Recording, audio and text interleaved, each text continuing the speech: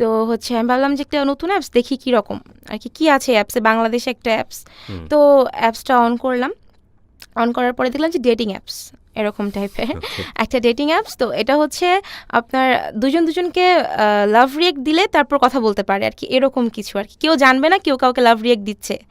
হ্যাঁ হ্যাঁ, এরকম আর কি। কেউ জানতে পারবে না, প্রোফাইল আসতে থাকবে একটার পর একটা। যদি আপনার পছন্দ হয় আপনি লাভ দেন, সেও দিতে হবে, সেও জানবে না তাকে আপনি লাভ দিচ্ছেন। প্রোফাইল আপনার প্রোফাইল যাবে ওনার কাছে। তো এরকম আর কি, ম্যাচ হলে পরে কথা বলতে পারে। তো হচ্ছে কথা বলতেছিলাম, এরকম কয়েকটা ফ্রেন্ড হলো, কথা বলতেছি। তো একজনের সাথে পরিচয় হলো, সে হচ্ছে, আর ওইটা সিস্টেম হচ্ছে আপনি যত দূর পর্যন্ত দিবেন ওইটার গ্যাপ, অত দূর পর্যন্ত লোকগুলো আপনার কাছে আসবে, 1 কিলোমিটার 2 কিলোমিটার। হ্যাঁ হ্যাঁ, নির্ধারণ করে। তো আমার তখন মনে হয় 2-3 কিলোমিটার, 1 কিলোমিটার দেওয়া ছিল। তো ধানমন্ডি থেকে মোহাম্মদপুর, তো ওই জায়গাটা বেশি একটা দূর না, শঙ্কর থেকে। তো ওইখানের একজনের সাথে পরিচয় হলো। তো পরিচয় হওয়ার পরে কথাবার্তা হলো। তো হচ্ছে তো কথাবার্তা হওয়ার পরে উনি হচ্ছে আমাকে প্রপোজ করে। মানে যা আমাদের চারপাশে থাকে সেগুলোকে আমরা অনেক সময় তুচ্ছ অবহেলা করি, কিন্তু ওটাই যে আমাদের সামনে নান্দনিক হতে পারে, ওটাই যে আমাদের সামনে স্মরণীয় বরণীয় হতে পারে, সেই রকম কিছু ঘটনা, সেই রকম কিছু মানুষের গল্প নিয়ে স্টুডিও অফ ক্রিয়েটিভ আর্টসের যে আয়োজন, সেটা হচ্ছে ব্র্যান্ডিং বাংলাদেশ। তো আজকে আমার সঙ্গে যিনি রয়েছেন তার শুরুতে একটু পরিচয়টা জানবো আমরা, ফর্মালি যেটা করে থাকি। আমার নাম হচ্ছে সিমরান সাহা। সিমরান সাহা। হ্যাঁ। বয়স কত এখন? এখন 21। ইন্টার ফার্স্ট ইয়ারে পরীক্ষা দিল, রেজাল্ট দিবে। ফার্স্ট ইয়ারে রেজাল্ট দেওয়ার আগের দিন বাবা স্ট্রোক করলো। এক সপ্তাহে 2বার স্ট্রোক, শনিবার একটা বুধবার একটা আর কি, এরকম। তো তখন আমরা যেহেতু 3 বোন ভাই নেই, মানে উনি আর্নিং মেম্বার ছিলেন? হ্যাঁ, বাবা ছিল, মাও তখন টিউশন করে, টুকটাক মোটামুটি আর কি তখন করে। তখন মাথায় কিছু ছিল না যে কলেজে যাব বা পড়াশোনাটা কন্টিনিউ করতে হবে। তখন বাবাকে নিয়ে যে একটা দৌড়াদৌড়ি, একটা শখ। তখন তো বাবা একদম পুরো একদম বেড রেস্ট একদম। তো হচ্ছে মা আমাদের পড়াশোনার জন্য কিছু টাকা জোগাইছিল বা জমা রাখছিল আর কি। তো ওইটা তো তখন ভেঙে ফেললো। আমাদের যে ইন্টার দিব আর কি, রেজিস্ট্রেশন করতে হবে ওই টাকাটা আর কি। তো তখন একদমই পুরোপুরি বাবা কখনোই কোনো ব্যাংক ব্যালেন্স কোনো কিছুই করেনি, কখনোই না। করেনি বলতে মানে করতে পারেনি আর কি, ওইরকম সিচুয়েশন হয়ে ওঠেনি আর কি, কিছুই করতে পারেনি। তো বাবা যেহেতু কিছু করতে পারতেছে না, বোনকেও বললাম জবের জন্য ট্রাই করতে, আমিও জবের জন্য ট্রাই। ছোট বোনটাকে জাস্ট পড়াশোনাটা কন্টিনিউ করাতে হবে এরকম। আপনি ধরে নিলেন যে আপনার লেখাপড়া বন্ধ হয়ে গেল। জবটা নিলাম, উনি বেতন ধরলো হচ্ছে 2500 টাকা। জবটা কিসের ছিল? সেলসম্যান। হ্যাঁ, সেলসম্যান। তো 2500 টাকা তখন ঠিক আছে, 2500 টাকায় তখন আমার কাছে মনে হচ্ছিল যে অনেক কিছু। সকাল 9টা থেকে রাত 10টা। কি কাজ করতে হতো আপনাকে? জিনিসপত্র ক্লিন করা বা কাস্টমার আসলে তার কাছে জিনিসটা সেল করা। দোকানে বসতেন আপনি? হ্যাঁ হ্যাঁ হ্যাঁ, দোকানে তখন মানে বসা কি, ক্যাশ কাউন্টারে না, এমনি সেলসম্যান হিসেবে আর কি। তো একদিন হচ্ছে ফেসবুক দেখতে দেখতে হচ্ছে একটা অ্যাপস দেখলাম আর কি। অ্যাপসটা হচ্ছে অ্যাপস। তো হচ্ছে আমি ভাবলাম যে একটা নতুন অ্যাপস দেখি কীরকম আর কি কী আছে অ্যাপসে, বাংলাদেশে একটা অ্যাপস।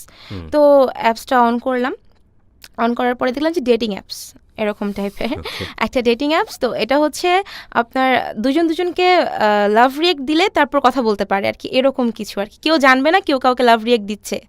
হ্যাঁ হ্যাঁ, এরকম আর কি। কেউ জানতে পারবে না, প্রোফাইল আসতে থাকবে একটার পর একটা। যদি আপনার পছন্দ হয় আপনি লাভ দেন, সেও দিতে হবে, সেও জানবে না তাকে আপনি লাভ দিচ্ছেন। প্রোফাইল আপনার প্রোফাইল যাবে ওনার কাছে। তো এরকম আর কি, ম্যাচ হলে পরে কথা বলতে পারে। তো হচ্ছে কথা বলতেছিলাম, এরকম কয়েকটা ফ্রেন্ড হলো, কথা বলতেছি। তো একজনের সাথে পরিচয় হলো, সে হচ্ছে, আর ওইটা সিস্টেম হচ্ছে আপনি যত দূর পর্যন্ত দিবেন ওইটার গ্যাপ, অত দূর পর্যন্ত লোকগুলো আপনার কাছে আসবে, 1 কিলোমিটার 2 কিলোমিটার। হ্যাঁ হ্যাঁ, নির্ধারণ করে। তো আমার তখন মনে হয় 2-3 কিলোমিটার, 1 কিলোমিটার দেওয়া ছিল। তো ধানমন্ডি থেকে মোহাম্মদপুর, তো ওই জায়গাটা বেশি একটা দূর না, শঙ্কর থেকে। তো ওইখানের একজনের সাথে পরিচয় হলো। তো পরিচয় হওয়ার পরে কথাবার্তা হলো। তো হচ্ছে তো কথাবার্তা হওয়ার পরে উনি হচ্ছে আমাকে প্রপোজ করে। তো প্রপোজ করার পরে রিলেশনশিপের প্রপোজাল না, বিয়ের প্রপোজাল। হ্যাঁ, একদম ডিরেক্ট বিয়ের প্রপোজাল। তো আমি হচ্ছে বলতেছি যে তখন হচ্ছে আমার কিছু সম্বন্ধ, মানে বিয়ের প্রপোজাল পেন্ডিং চলছে আর কি। তো এরকম। তো হচ্ছে বরাবরই অনেক প্রপোজাল আসতো বিয়ের সব সময়। তো হচ্ছে বললাম, না আমি বলছি যে না। তখন ইন দ্য মিন টাইম তো আপনি কোনো ধরনের কোনো সম্পর্কে ছিলেন না? না। ওকে, ফাইন। তো হচ্ছে বললো তো ও হচ্ছে একটু শর্ট ছিল, তো আমার শর্ট ছেলে পছন্দ না। কিভাবে বুঝলেন আপনি হ্যাঁ, ফেসবুকে হ্যাঁ ছবি, হ্যাঁ যতটুকু বুঝে শর্ট বুঝাই যায়, ছবি থেকে বুঝতে হ্যাঁ পারছিলেন হ্যাঁ যে হ্যাঁ শর্ট? ওখানে ছবি ছিল। তো আমি আবার জিজ্ঞেস করছিলাম যে আপনার হাইট কত, হুম। তো বললো যে 5'5" এরকম। হ্যাঁ, তো আমি বললাম যে 5'8" নিচে আমার ভালো লাগে না। হ্যাঁ, তো আমি হচ্ছে আপনার সাথে কোনো রিলেশনশিপ যেতে চাচ্ছি না, আমার লম্বা ছেলে পছন্দ, তো আমি বিয়ে করলে লম্বা ছেলেই করব, এরকম কিছু। তো সে আর কোনো কিছু বললো না, কথা কন্টিনিউ হওয়ার পরে সে হচ্ছে আমি হচ্ছে অফ করে দিই, ভালো লাগে না আর কি এরকম কিছু এত মানুষের সাথে কথা বলতে। বাই দ্য ওয়ে, যে অ্যাপটার কথা এখানে বলা হচ্ছে সেই অ্যাপটা এখানে মিউট করা হচ্ছে, cause we don't want to promote any kind of app or something like this in this show. So যে কারণে ওটা মিউট করা হচ্ছে এখানে, এবং অনেকেই হয়তো ইন্সপায়ার হবেন ওখানে যাওয়ার জন্য, যে কারণে আমরা মিউট করছি। ওকে, বলেন। তো হচ্ছে গেল, তো হঠাৎ করে দেখি সে আমাকে ফেসবুকে রিকোয়েস্ট পাঠায়, তো আমার ফেসবুক নেমটা আর ওই অ্যাপসের নেম হচ্ছে সেম ছিল আর কি, তো অ্যাড করলাম। তো হচ্ছে বললো যে না, দেখলাম আপনি আসতেছেন না অনলাইন, বা আইডিটা পাচ্ছি না, আর ওই অ্যাপসে হচ্ছে আপনি আইডি অফ করে দিলে কি আর পাবে না খুঁজে, ওকে, এরকম আবার লগ ইন করলে হচ্ছে পাবে, মানে খুব ভালো করে প্রাইভেসি মেইনটেইন করা হয়। হ্যাঁ, এখন আরো বেশি। আচ্ছা, তো হচ্ছে গেল, তো কথাবার্তা কন্টিনিউ, অলওয়েজ মেসেজ করতো, আমি রিপ্লাই করতাম না, এরকম। তো সে হচ্ছে ইউল্যাবে পড়াশোনা করছে, তো ওইটার ব্যাপারে একটা জিনিস জানার ছিল। একদিন একটা ডে দিছি ফেসবুকে, তো সে রিপ্লাই করছে কি জানতে চান। আমি বলছি আপনি তো এখন পড়াশোনা করেন না এখানে, তো আপনার তো কথা বলতে চাচ্ছি না। তো ইগনোর সবসময়। তো সে আমাকে আবার প্রপোজ করে, তো প্রপোজ করার পর আমি আবার বলে দিই যে না, আমার পক্ষে পসিবল না, আমি করব না খাটো ছেলে বিয়ে। হ্যাঁ, তো গেল, তো হচ্ছে 2018 নভেম্বরে তো সে একদিন আমাকে খুব রিকোয়েস্ট করতেছে যে আমি তো আমার অফিসের কাজে আসি লক্ষ্মীবাজারে, তো হচ্ছে আমার সাথে একদিন লাঞ্চ করা যাবে কি না। হ্যাঁ, তো আমি বলছি কখনোই না, ইম্পসিবল। আমি যতই ফেসবুকে কথা বলি না কেন, সামনাসামনি আমি দেখা করতে কমফোর্টেবল ফিল করি না, আমার পছন্দ না আসলে যে একজনের সাথে কথা বললাম, একটা ছেলের সাথে দেখা করলাম, আমার ভালো লাগে না এরকম। তো বলতেছি, সে মানে বলতেছে জাস্ট একদিন লাঞ্চ, আর কোনো দিন রিকোয়েস্ট করবো না। হ্যাঁ, তো আমি বলছি যে না। তো তখন আমার সাথে আমার মামাতো বোন ছিল, কাজিন ছিল, তো ওকে আমি ব্যাপারটা শেয়ার করলাম যে এরকম একটা ছেলে মানে মিট করতে চায় লক্ষ্মীবাজারে। তো ও বলতেছে যা, সমস্যা কি। আমি বলছি তুই আগে দেখ ওকে। তো দেখলো, বললো যে দেখে তো মনে হতেছে ভালোই হবে, পড়াশোনাও ভালো একটা জব করে, তো ভদ্রই হবে। আপনার সম্পর্কে বিস্তারিত বলেছেন তাই? হ্যাঁ, সব টোটাল, কোনো কিছু লুকাননি? কোনো কিছু না। তো গেল, তো ব্যাপারটা আমি বাসায় এসে বলছি আপনাকে জানাবো। তো বাসায় এসে আমি আমার মার সাথে শেয়ার করলাম। হ্যাঁ, আমি অলওয়েজ সব কিছু আমার মার সাথে শেয়ার করি। তো মাকে বললাম যে এরকম একটা ছেলে মানে মিট করতে চায়, আমাকে বিয়ের জন্য বলছে, আমি খাটো ছেলে তুমি তো জানো পছন্দ না, বলছি।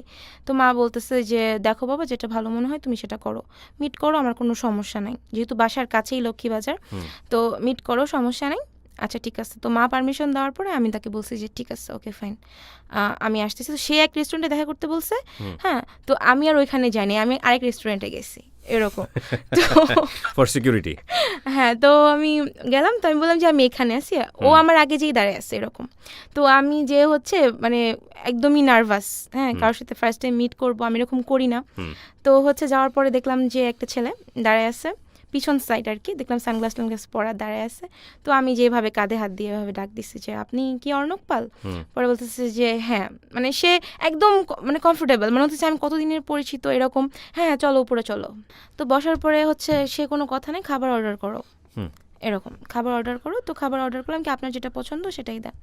আচ্ছা ঠিক আছে, খাবার অর্ডার করলো, মানে কোনো কথা নাই, খাইতেছে আর কি এরকম, কোনো কথা নেই, খাও নর্মালি আর কি। তার চাইনিজ খুব পছন্দ, সেদিন জানলাম আর কি। তো বললো কথা বলার পরে, তো মানে আমাকে 10 মিনিট পর বলতেছে কি 20% ভালো লাগছে এরকম। তাই আমি বলছি কি 20% ভালো লাগছে?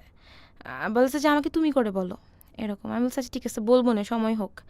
তো গেল, তো একটু পরে মানে 1 চামচ করে খায় আর হতে বলছে যে 30% ভালো লাগছে, মানে এরকম বলতেছে। তো আমার তো খুবই মানে আনকমফোর্টেবল লাগতেছে, লজ্জা লাগতেছে, এরকম একটা লোক সামনে বসা এরকম বলতেছে। তো একটু পরে বলতেছে 60% ভালো লাগছে, মানে খাচ্ছে আর এরকম বলতেছে। তো আমি বললাম যে ঠিক আছে, তারপর 100% কখন হবে এরকম।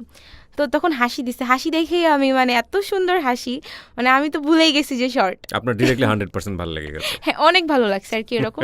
আর ওর চোখ ছিল হচ্ছে ব্ল্যাক না, একটু ব্রাউনিশ টাইপের। হ্যাঁ, তো গেল, তো একটু পরে বলতেছে খাওয়া দাওয়া তখন টোটালি মানে কমপ্লিট হয়ে যাচ্ছে এরকম, আমি তো খেতেই পারছি না এরকম। তো বলতেছে 80% ভালো লাগছে। হ্যাঁ, তো এরকম। তাই আমি বলছি 20% কী দোষ করলো? বললো যে ওইটা তোমার কাছে, তুমি যখন বলবা তখন এটা 100% হয়ে যাবে এরকম। তো আমি বললাম ঠিক আছে আমি এখন বাসায় যাব। ওকে। হ্যাঁ বাসায় যাব বললে কেন, আমি না আমি বাসায় যাব, আরেকদিন কথা হবে এরকম। তো ঠিক আছে চলো আমি তোমাকে দিয়ে আসি। আমি না আমি আপনার সাথে রিক্সায় উঠবো না, আমি একাই যেতে পারি, আমি একা আসছি একা যেতে পারবো। তো রিক্সা করে দিল, আমি বাসায় চলে গেলাম। যাওয়ার পরে তো মাকে বললাম এরকম এরকম, তো মা বললো যে তো কথা বলবি না, কথা বলতে আমি বলছি যে না আরেকদিন বলবো না বা ফোনে বলবো এরকম। তো বাসায় আসার পরে ফোন দিল, কথা বললাম। ফার্স্ট ফোনটা আমি দিয়েছিলাম বাসায় আসার পরে, ও না। হ্যাঁ তো কথা বললাম, কথা বলার পরে সেকেন্ড দিন আবার মিট করবে এরকম। তাই আমি বলছি আবার কেন, তো আমি না কেন যদি না করতে পারি নাই, তো গেলাম মিট করতে। তো মিট করার পরে কথা টথা বলে চলে আসছি। তখন ওই দিনই আমি হচ্ছে আমার ফুল ডিটেলস ওকে বললাম যে বাবা কি করে, আমি কি করি, কি করতেছি, জব করি। তখন আমার জবটা অফ ছিল কিছুদিন, আমি করি নাই প্রায় 1 মাসে 2 মাসের মতো। তো তখন বাসায় ছিলাম, তো বললাম মা কি করে, ফ্যামিলি কি অবস্থাতে চলতেছে, সব কিছু আমি শেয়ার করলাম। ও শেয়ার করলো। তো শেয়ার করার পরে বললো সব কিছু বলার পরে বাসায় চলে গেছি। থার্ড দিন আবার মিট করবে। হ্যাঁ পরপর 3 দিনই মিট হচ্ছে। তো আমার একটা পছন্দের জায়গা ছিল, তো একটা মানে মন্দির আর কি। তো আমাদের মন্দির, তো হচ্ছে মন্দিরের ওইখানে গেলাম স্বামীবাগে। তো পাশে একটা রেস্টুরেন্ট ছিল, ওখানে খাওয়া দাওয়া করে তো বললো যে চলো মন্দিরে চলো, তোমার সাথে কথা আছে। আচ্ছা ঠিক আছে।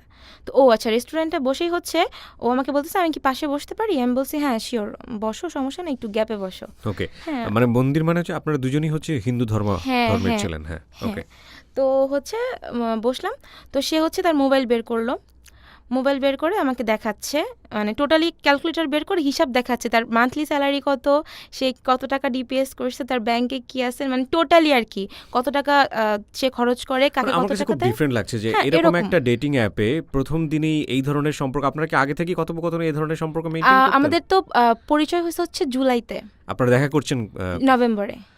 আগস্ট, সেপ্টেম্বর, অক্টোবর, নভেম্বর, তার মানে 3 হ্যাঁ। মাসের মধ্যে আপনাদের বিভিন্ন রকমের কথাবার্তা হ্যাঁ হয়েছে। একদমই কম, আচ্ছা। একদমই কম, মানে খুব খুব কম। তো গেল, তো সে আমাকে বের করে দেখাচ্ছে, তাই আমি বলছি আপনার মানে তোমার এগুলোর হিসাব আমি কেন দেখবো। সে তার কত টাকা খরচ করে, কত টাকা থাকে, এরকম টোটালি হিসাব আর কি, মান্থলি কত টাকা থাকে এরকম। বিয়ের জন্য সে আসলে পারফেক্ট কিনা সেটার জন্য। পারফেক্ট কিনা সের জন্য। তা আমি বলছি যে আমার তো এগুলো জানার এখন কোনো দরকার মনে করতেছে না। বলছে না তোমার জানা দরকার, একটু পরেই বুঝতে পারবা। হ্যাঁ এরকম। হ্যাঁ তো আমি বললাম যে আচ্ছা ঠিক আছে। তো সে সব কিছু দেখালো, তো বললো আচ্ছা ঠিক আছে, বললো আমার বিকাশ অ্যাকাউন্ট আছে, এই আছে সেই আছে, তো এগুলো সব দেখালো। তাই আমি বলছি এগুলোর পিনকোড দিয়ে আমি কি করব, বিকাশের পিনকোড দিয়ে আমি কি, বলছি না যদি কখনো লাগে এভাবে এবার রিচার্জ করবো মোবাইলে, এখান থেকে ঢুকে এরকমভাবে। তো আমি বলছি আচ্ছা ঠিক আছে দেখা যাবে। তো এখান থেকে বের হয়ে আমরা মন্দিরে গেলাম। তো এখানে যাওয়ার পরে একটা আমাদের হচ্ছে ধর্মের মধ্যে হচ্ছে একটা 108টা একটা পাথরের মতো আছে, ওখানে ঠাকুরের নাম নিয়ে আর কি মানে ঘুরতে হয়। ওটা আমার খুবই পছন্দ আর কি, 108 বার ঘুরতে হয় এরকম। তো আমি ওটাতে গেছি, তো আমি বলছি যে আসো, সে যাবে না, বলছে যে না মানে এমনি একটু কম বিশ্বাসী, ঠাকুর বিশ্বাসী কম আর কি এরকম টাইপের। তুমি যাও, আমি দাঁড়াইছি। তো আমি হাত ধরে টান দিছি যে না আসো। হ্যাঁ তো গেল, ঠিক আছে সে আসছে। তো ওটা করে টোরে ওখানে বসে, তো তখন আমাকে বলতেছে যে হাতটা দাও। তো আমি দিলাম, বলছে আমাকে বিয়ে করবা আর কি এরকম। তো আমার শরীর দিয়ে মানে ঘাম বের হয়ে গেছে টেনশনে, আমি কি বলবো। মন্দিরে বসে আমার এটা বলছে ঠাকুরকে সাক্ষী রেখে তোমাকে বলতেছি আমাকে বিয়ে করবা। হ্যাঁ তো আমি কিছু বলতে পারতেছি না। বলছে যে বলো, তুমি চিন্তা করে বলো, আমি বসছি এখানে, যে আমাকে বিয়ে করবা কিনা। আমি তো সব কিছু তোমাকে শেয়ার করলাম, সব কিছু বললাম, আমাকে বিয়ে করবা কিনা। তা আমি বলছি যে দেখি, হ্যাঁ জানাবো, বাসায় আগে বলি তারপর। বলে যে না আমাকে এখন এখানে বসে বলো আমাকে বিয়ে করবা কিনা। তা আমি বলছি ঠিক আছে করবো। হ্যাঁ এরকম আমি বলছি ঠিক আছে করবো। গেল তো আপনি কি সিরিয়াসলি বলেছিলেন? হ্যাঁ আমি সিরিয়াসলি বলছি যে আমি করবো, কজ আমি জানি যে আমার ফ্যামিলি আমাকে কতটা প্রায়োরিটি দেয়, আমি বললে শুনবে, যেহেতু আমি সংসার করবো। কিন্তু আমাদের জায়গা থেকে তো একটা প্রশ্ন এসে চলে আসে না, মানে একটা ছেলেকে আপনি জানেন না, শোনেন না, মাত্র 3 মাসের পরিচয়। 3 মাসের পরিচয়, প্লাস হচ্ছে যে আমি তো এরকম ভাবে কথাও বলি না সেরকম ভাবে তার সাথে। তো তাহলে তো আপনি তাকে বিয়ে করার ওয়ার্ড কেন তো দিচ্ছেন? সে যখন আমাকে সবকিছু শেয়ার করছে, আমার তো পার্সোনালি খুবই ভালো লাগছে, খুবই ভালো লাগছে। তো মার সাথে আমি প্রতিদিন যখন যেতাম, মার সাথে সব কথাই কিন্তু আমি শেয়ার করতাম যে কি কথা হচ্ছে আমাদের মাঝে। কত সালের ঘটনা এটা? 2018। তার মানে আজ থেকে 2 বছর আগে। আপনি রাইট নাও 21 বছর, আপনার তখন 19 বছর বয়স। হ্যাঁ সো 19 বছর বয়সের বাচ্চার কাছ থেকে আসলে, বাচ্চাই তো বলবো আমরা, কিশোর, তাদের কাছ থেকে আসলে খুব বেশি লজিক্যাল অ্যাপ্রোচ মানে অ্যাকসেপ্ট করাটাও উচিত না। তো হচ্ছে গেল, তো বাসে যাওয়ার পর মাকে আমি বললাম এরকম এরকম। তো মা বলতেছে যে তোমার কি মনে হয়। তা আমি বলছি যে এটা ফ্যামিলিগতভাবে যে পর্যন্ত না আসতেছে সে কিছু বলা যাচ্ছে না। তো ওকে আমি বললাম যে সত্যিই যদি বিয়ে করতে হয় তাহলে ফ্যামিলিকে বলতে হবে, ফার্স্ট অফ অল ফ্যামিলিকে বলতে হবে। তো বললো যে আমি ফ্যামিলিকে বলবো সমস্যা নেই, কিন্তু আমার 1 year টাইম দিতে হবে। হ্যাঁ, আমি 2019-এর লাস্টের দিকে বিয়ে করব। ওকে। হ্যাঁ, শীতের মধ্যে বিয়ে করব। আমি বলছি ঠিক আছে 2 বছর কেন, 1 বছর কেন, 2-3 বছর ওয়েট করতে পারবো, হুম। প্রবলেম নাই, তুমি হচ্ছে ফ্যামিলিকে জাস্ট বলো। ওকে। তো সে প্রায় দেখা করার লাস্ট দেখা করার 3 থেকে 4 দিনের মাথায় বাসায় বলে দিল। বাসায় বললো, আমার বাসায় তো আগেই বলছি মাকে, বাবাকে তো কোনো শেয়ার করা হয় নাই, মাকে বলছি। তো সে বাসায় বলল, আমার বাসায় আমি বললাম। তো বলার পরে তো 2 বাসায় তখন মোটামুটি সব কিছু জানে। তো তখন আমাদের দেখা সাক্ষাৎ হচ্ছে, নভেম্বরে দেখা সাক্ষাৎ হলো, 2-3 দিন তো দেখা হলোই, তারপরে মনে হয় আর 1-2 দিন দেখা হয়েছে এরকম। মাকে বলে বলেই কিন্তু আমি যেতাম, কখনো মিস করি নাই বলা আর কি, সব কিছুই শেয়ার করতাম। তো গেল। তো আমরা তখন দূরে কোথাও ঘুরতে যাইনি ওর সাথে, আমি এই লক্ষ্মীবাজারের মধ্যে আর কি স্থগিত এরকম। তো দূরে কোথাও যাওয়ার কথা বললে তো আমি আমার বোন ফ্রেন্ড ছাড়া আমি যেতাম না এরকম। তো ডিসেম্বরের 12 তারিখ, 2018 ডিসেম্বরের 12 তারিখ, তো আমরা নারায়ণগঞ্জ সাবদি মন্দির ঘুরতে গেলাম, আমার বোন আর আমার এক ফ্রেন্ড ছিল, আমরা 4 জন আর ও গেলাম। তো ওর আবার ইচ্ছা ছিল হচ্ছে ওই মন্দিরে পালায়ে বিয়ে করবে আর কি, ওই মন্দিরটাতে খুব পছন্দের একটা মন্দির, ওখানে পালায়ে বিয়ে করবে এরকম। তো বলতেছে পালায়ে বিয়ে করার ইচ্ছা তো আর পূরণ হচ্ছে না, ফ্যামিলিগতভাবে সব কিছু যেহেতু হয়ে যাচ্ছে, পূরণ হচ্ছে না। তো ও হচ্ছে পুরোহিতের সাথে কথা বলে ওইখানে আমাকে সিঁদুর পরাই দিছে। হ্যাঁ, সিঁদুর পরাই দিছে, বলছে যে ইচ্ছাটা আজকেই পূরণ করে ফেলি। তো আমার বোন ছিল, আমার ফ্রেন্ড ছিল, ওরা বলতেছে যে হ্যাঁ করো, আমরা আসি। তো আমাদের মধ্যে হচ্ছে, ধর্মের মধ্যে হচ্ছে রূপার আংটি, হ্যাঁ রূপার আংটি বা একটা গাছকোট আছে, ওগুলা দিয়ে সিঁদুর পরায়। তো আমার হাতে একটা রূপার আংটি ছিল, ওটা দিয়েই হচ্ছে সিঁদুর পরাইছে। এটা কি হয়, মানে বিয়ে হয়ে যায়? হ্যাঁ, ওর ইচ্ছাটা আর কি জাস্ট পূরণ করা। হ্যাঁ, তো ও সেদিন থেকে হচ্ছে বউ হিসেবে মেনে নিছে আর কি তখন এরকম। পর্যন্ত আপনি এই আসল ঘটনাটা জানেন না ওর সম্পর্কে? না, তখন তো কিছুই না। এখানে আমি একটা কথা বলে নিই, কেন আমি কথাটা বলেছি সেটা আপনারা একটু মনোযোগ দিয়ে শুনবেন, কজ গল্পের টুইস্টটা আরও সামনে। এটা আপনাদের কাছে খুব অস্বাভাবিক মনে হতে পারে যে মাত্র কয়েকদিনের পরিচয়, এরকম একটা ইন্টিমেসি। আসলে আমাদের জীবনে এই প্রেম ঘটিত কিছু কিছু বিষয় ঘটে যায় যেগুলোর আসলে খুব একটা লজিক্যাল অ্যাপ্রোচে আনা খুব মুশকিল, এবং এগুলো খুব অহরহ হয়। সো লজিক দিয়ে আসলে ওকে জাস্টিফাই করাটা খুব মুশকিল হবে। তবে এটা ঠিক যে খুব শর্ট টাইম হলেও দুটো ফ্যামিলির কনসার্ন নিয়েই কিন্তু হচ্ছে, বিশেষ করে ওর ফ্যামিলির কাছ থেকে অনেক বেশি কনসার্ন ছিল যে আমার ফ্যামিলি সব কিছু জানে, বিশেষ করে ওর মা জানে। ও কি ওর ফ্যামিলিকে জানাচ্ছিল আপনার সম্পর্কে, এবং সেখান থেকে অ্যাকসেপ্টেন্স ছিল? হ্যাঁ। ওকে। হ্যাঁ, তো হচ্ছে বলল। তো সেদিন এটা গেল। হ্যাঁ, তো যাওয়ার পরে হচ্ছে 2 ফ্যামিলি থেকে কথা হয়ে জানুয়ারির 18 তারিখ 2019-এর জানুয়ারি 18 ওদের বাসা থেকে সবাই আসলো আমাকে দেখার জন্য। হ্যাঁ, আসলো, বাবা মা আসেনি, হচ্ছে সব বোনের জামাইরা আর কি, কাজিনদের হাজব্যান্ডরা, ওর বোন ভাই, হ্যাঁ ওর হচ্ছে একটা দাদু, হ্যাঁ মামাতো ভাই, মানে সবাই প্রায় 15-16 জনের মতো আর কি। তো সবাই আসলো আমার মামা বাড়িতে। তখন আমাদের হচ্ছে একটা ঘর, বলতে গেলে একটা ঘরে আমরা 5 জন থাকি এরকম। 2টা রুম ছিল, একটা ছোট ছিল, ওর থেকে থাকতাম না, এক রুমেই। তো এক রুমে এত মানুষ তো পসিবল না, তো এই জন্য মামা বাড়িতে দেখানো হয়েছে। তো মামা বাড়িতে আসলো, তো ওই দিন মোটামুটি কথাবার্তা হয়েছে। তো কথাবার্তা হওয়ার পরে আমাদের বাসা থেকে জিজ্ঞেস করছে যে দাবি দাবা যদি কিছু থাকে আর কি এরকম। তো ও বলছে যে না, কিছুই না। হ্যাঁ, কিছুই না। তো ওনারা বলছে যে কিছুই না, আর যদি এরকম কিছু হয়ে থাকে তাহলে মানে বাবা কথা বলবে আর কি, ওর বাবা এরকম। তো ওই দিন দেখে গেল। তো ওই দিনই বলছে যে 1 বছর টাইম লাগবে, এই বছরের ডিসেম্বরে, 2019-এ যেহেতু দেখতে আসছে জানুয়ারিতে, তো বললো যে এই বছরের ডিসেম্বরে মানে আমরা কাজ করব আর কি, এরকম বিয়ের ব্যাপারে করব।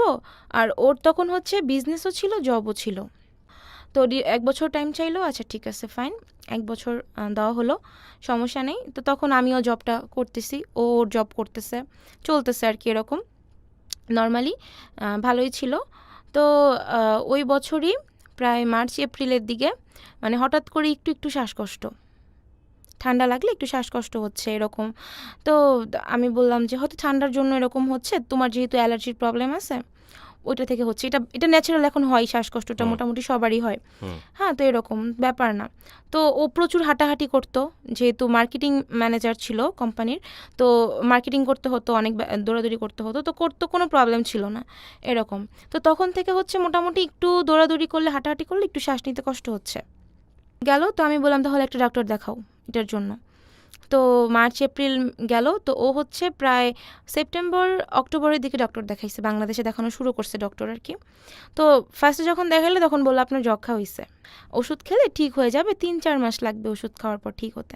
তো আমার শুনে একটু খারাপ লাগছে, কান্নাকাটি করছি যে কি বলো টিভি হয়েছে এরকম, তো ঠিক হয়ে যাবে, সেই সমস্যা প্রাচীন নেই। আমলে আমরা শুনতাম যার হয়েছে যক্ষা তার নাই রক্ষা। হ্যাঁ, তো আমি বললাম এখন তো ওষুধ বের হয়েছে, আমাদের পাশের ফ্ল্যাটের একটা আন্টির হয়েছিল, উনি সুস্থ হয়ে গেছে হুম। টিভি। হ্যাঁ, তো গেল, তো ওষুধ খাচ্ছে, পরে দেখলো কাশি একদমই নেই।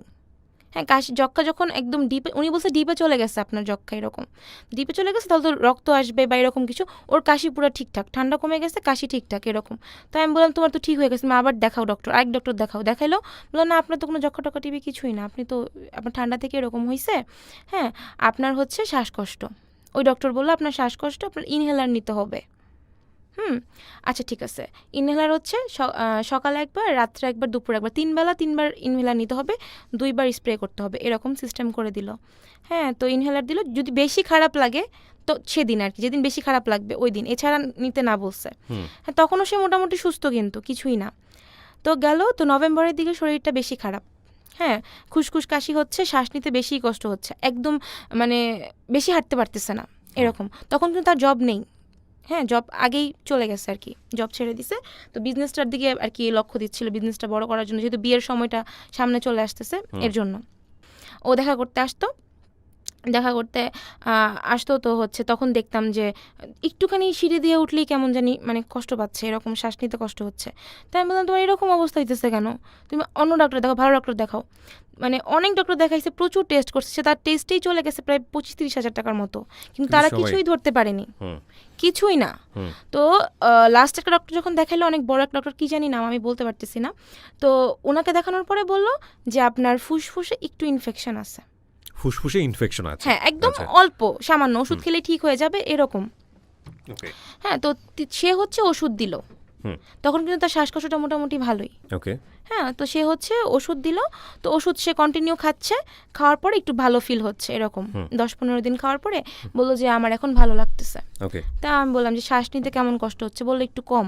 তো গেল, তো নভেম্বরের লাস্টের দিকে ওই ডক্টরের সাথে যখন আবার করলো, কথাবার্তা বললো, তো উনি বললো আপনি চেন্নাই চলে যান, এখানে ট্রিটমেন্ট হবে না। হ্যাঁ, এখান থেকে বেটার ট্রিটমেন্ট পাবেন আপনি চেন্নাইতে, আপনি ওইখানে যান, আপনার লাংসে ইনফেকশনটা কিন্তু বেড়ে যাচ্ছে। হ্যাঁ, ওষুধে যতক্ষণ ওষুধ খাচ্ছেন ততক্ষণ ঠিক থাকতেছে, বাট এটা কিন্তু বাড়তেছে এরকম, চেন্নাই চলে যান। তো তখন আমাদের বিয়েটার হচ্ছে না ডিসেম্বরে, সবাই বলল যে তাহলে ট্রিটমেন্টটা করে আসুক, দেন আর কি বিয়ে, দেখি ডক্টর কি বলে এরকম। তো সে ডিসেম্বরে চলে গেল চেন্নাই, প্রায় 1 মাস, 28 দিনের মতো ছিল, 26-27, হ্যাঁ এরকমই হবে, প্রায় 1 মাস থাকলো। তো এখানে থাকার পরে হচ্ছে ডক্টর ওকে অক্সিজেন দিল ওইখানে, বলে আপনি যে কয়দিন এখানে আছেন ওই কয়দিন আপনি অক্সিজেন নেন, আপনার শরীরে অক্সিজেন কম, একদমই কম। আমাদের একজন নর্মাল মানুষের শরীরে থাকে 93-94 বা 98 পর্যন্ত থাকে, ওর হচ্ছে তখন আপনার ওইখানে আসে 80, হ্যাঁ 80 আসে তখন, হ্যাঁ 80 আসে। তো ওই অক্সিজেনটা নেওয়ার পরে হচ্ছে আমাদের নর্মাল মানুষ যেরকম থাকি আমরা সেরকম আসে আর কি, অক্সিজেন খুবই কম শরীরে এরকম। বলো 3 মাস পর আপনি আবার আসবেন, মার্চে 3 মাস পরে আপনি আবার আসবেন, আপনি এখন যান এই ওষুধগুলো কন্টিনিউ করেন, 3 মাস পরে চেক আপ করে ওষুধ চেঞ্জ করব। আর আপনার তখনই হচ্ছে ওর লাংস হচ্ছে প্রায় 70% ড্যামেজ। তখনও ধরা পড়েনি? না, 70% তখন ড্যামেজ, ওইখানে যে ধরা পড়লো, চেন্নাই যে ধরা পড়লো 70% ড্যামেজ। ওর ফুসফুসটা হচ্ছে শক্ত হয়ে গেছে, পাঞ্চ করে না, আমরা শ্বাস টান দিই যখন ছাড়ি ও ছাড়তে পারে না, সারতেই কষ্ট হয়। আর ফুসফুসের উপরে একটা বরফের মতো আবরণ পড়ে গেছে, ঠান্ডা, যার কারণে ফুসফুসটা পাঞ্চ করে না। হ্যাঁ এরকম ডাক্তার এটা বলছে। আচ্ছা, তো বলার পরে হচ্ছে বললো যে আপনি ওষুধটা কন্টিনিউ করেন, এই ওষুধে আমরা দেখবো যে এই ওষুধে কতটুকু ইমপ্রুভ হয় আপনার, তারপর ওষুধ চেঞ্জ করব। তখনও কিন্তু সে সুস্থই, হ্যাঁ দেখায় টাকায় আসলো, আসার পরে আমাকে বললো যে এরকম অক্সিজেন দিছে, অক্সিজেন, আমি ওখানে ভিডিও কল আমাকে দেখাইলো যে অক্সিজেন নিতেছে। আমি বলছি অক্সিজেন কেন, তখনই আমি কান্নাকাটি ফোনে যে অক্সিজেন কেন লাগাইছো নাকের ভিতরে এরকম। তো বললো, তো আমাকে বলতেছে যে আমার শরীর ভালো লাগে না, আমার শরীরটা ভালো লাগে না। তাই আমি বলছি বেশি খারাপ লাগে, তো আমাকে কখনোই সে শেয়ার করতো না তার শরীর খারাপ, যে আমি টেনশন করব, আমি কষ্ট পাবো এরকম। তো গেল, তো যাওয়ার পরে হচ্ছে আসলো বাংলাদেশে। আসার পরে ডাক্তার তাকে বলল অক্সিজেন মেশিন কেনার জন্য বাসায় হুম। অক্সিজেন ইউজ করার জন্য। দিনে হচ্ছে রাত 24 ঘন্টায় হচ্ছে প্রায় 14 ঘন্টার মতো অক্সিজেন নিতে হবে। সে যেটা যখনই নেক বা গ্যাপে গ্যাপে নেক, ওনার ইচ্ছা আর কি, নিলে শরীরটা ভালো থাকবে, অক্সিজেনটা আর কি গ্যাপটা পূরণ হবে এরকম। তো অক্সিজেন বাংলাদেশে আসলো, আসার পর অক্সিজেনের মেশিনটা কিনলো, বিজনেস কন্টিনিউ করতেছে। হ্যাঁ, একটু কম যায় আর কি তখন বাহিরে। ডিসেম্বর আসার পর একটু কম যায়, আমার সাথেও মিট করতে আসতো, দেখা টাকা করতো। তখন তারপরে হচ্ছে আমি জবটা ছেড়ে দিলাম। আমার এরকম অসুস্থ হয়ে গেছিলাম, ও বললো জব করতে হবে না, তোমার যা লাগে ওইটা আমি দেখবো। হ্যাঁ, এরকম। তো বোন কিন্তু জব করে না তখন, আর মা তখন একাই, তখন থেকেই মা একাই। তো ও হেল্প করতো আমাকে, আমার যতটুকু যা লাগে সব সময় করতো। আমি নিতে চাইতাম না, যেহেতু আমি একটা মধ্যবিত্ত ফ্যামিলির মেয়ে, আমার ওরকম কোনো খরচ ছিলও না। ও বলতো সবসময় যে তোমার কেন কোনো খরচ নাই, কেন কিছু কিনতে চাও না, এরকম কেন? আমি আমার দরকার নেই, শুধু শুধু টাকা নষ্ট করার কি দরকার, এরকম যতটুকু সেভ করা যায়। তো তখন মোটামুটি সুস্থ। তখন ওই যে ইনহেলারটা নিয়ে বের হয়, আর হচ্ছে হাতের একটা ওই যে অক্সিজেন চেক করার মেশিন, এগুলো নিয়ে বের হয়। বড় একটা ব্যাগ নিয়ে বের হয়, ব্যাগের ভিতরে গরম জলের ফ্লাক্স, তারপর হচ্ছে ওই মেশিন, ইনহেলার নেওয়ার একটা বক্স, এগুলো আমি সবসময় ক্যারি করতেছে তখন। এরকম মিট করতে আসলেও ক্যারি করতেছে, ব্যাগও নিতে কষ্ট হচ্ছে এরকম। তো আমি আসলে পরে ব্যাগটা আমিই ধরতাম যে আমার কাছে দাও। রেস্টুরেন্টে একটা সিঁড়ি উঠলেই অনেকক্ষণ রেস্ট নিতে হইতো, তারপর আরেকটা সিঁড়ি উঠতো, এরকম অবস্থা হয়ে যাচ্ছে আর কি। তো জিরা জিরা জিরা জিরা রেস্টুরেন্টে যেতাম এরকম। তো গেল, তো সে তখন মোটামুটি ভালো। ফেব্রুয়ারির 18 তারিখ আমার সাথে লাস্ট মিট হলো।